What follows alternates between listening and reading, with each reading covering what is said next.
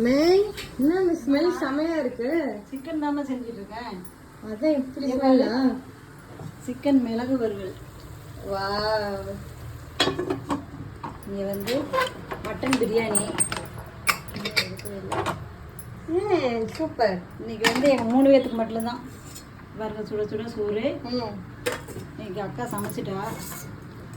முட்டை. அக்கா பிரியாணி செஞ்சுருக்கா போட்டிருக்கு. ரசம். ஓகே. தயிர். சூப்பர்.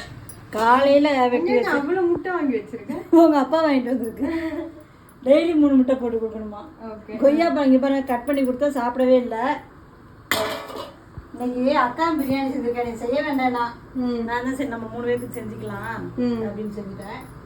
வெயில் பாருங்க, செம்ம வெயில். வெளியே பாருங்க, அவ்வளோ வெயில். சமைக்கிறதே கஷ்டம். சமைக்கிறதே கஷ்டம்.